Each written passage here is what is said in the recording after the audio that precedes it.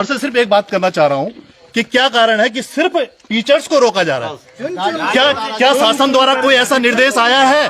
अगर आया है तो उसे प्रेस में देके सारे सामूहिक हमारे अध्यक्ष को बताया जाए, पूरे टीचरों को बताया जाए, ताकि हम अपना अवकाश खराब ना करके यहाँ बैठे रहें। हमारा कोई व्यक्तिगत स्वार्थ नहीं है। नहीं कोई बताए नहीं, यहाँ पे अभी गाड़ियां रुकी जा रही है, विश्वनाथ रुकी जा रही है, पूरी वीडियो क्लिप है। टीचरों को खींच के उतारा जा रहा है कि टीचर है, ये टीचर है। तो टीचर ने क्या कैसा दोष कर दिया? कौन सी गलत मांग है हमारी? नहीं हमारी कौन सी ऐसी मांग है? हम बता रहे हैं आपको, मैं बता रहा हूँ।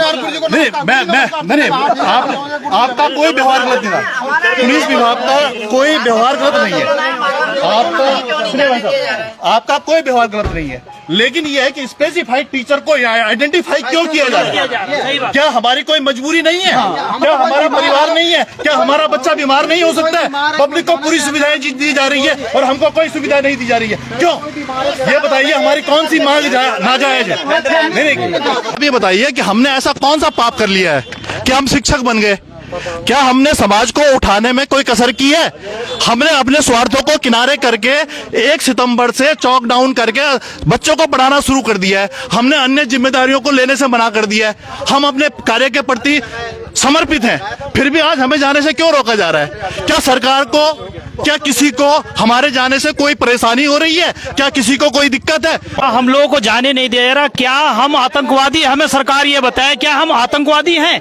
क्या शिक्षक बनना एक अपराध हो गया इस देश में, इस राज्य में? ये बताइए आप हमको, हैं? क्या माओवादी हैं? क्या आप भी हमें नेपाल जैसी स्थिति लाना चाहते हैं इस देश में?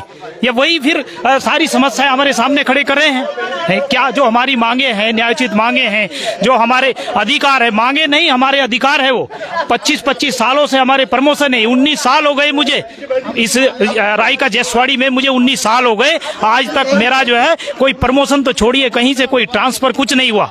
और यहाँ से लोग 35 साल होकर के जा रहे हैं विभाग से, खाली रिटायरमेंट हो जाते हैं। कोई किसी की रीढ़ की हड्डी टूटी है, किसी का गुर्दा खराब हो गया, लेकिन सड़ जाते हैं, उसके बावजूद भी यहाँ से ट्रांसफर नहीं होता लोगों का, हम लोगों का। क्या हमारे साथ क्यों ये ऐसा जो है अन्याय किया जा रहा है सरकार के द्वारा? आप बताइए, क्या हम अपराधी हैं?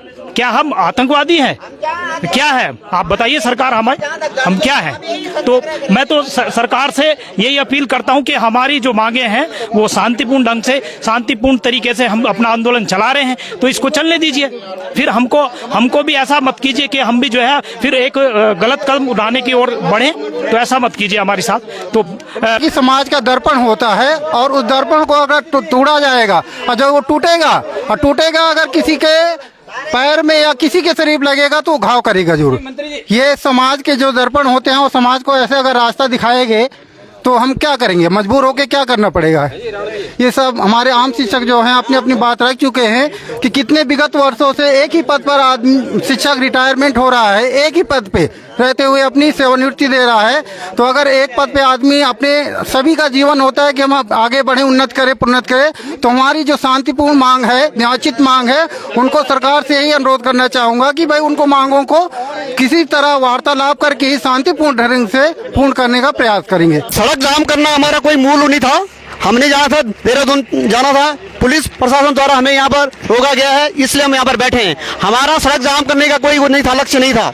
लक्ष्य हमारा केवल था देहरादून जाना, लेकिन जब हमें यहाँ पर रोका गया है इसलिए हम यहीं पर बैठ गए हैं। अगर हमें पुलिस जाने देती है तो हम यहाँ से उड़ जाएंगे, अभी भी कह रहे हैं। इसलिए इन्होंने हमें मजबूर किया बैठने के लिए। धन्यवाद।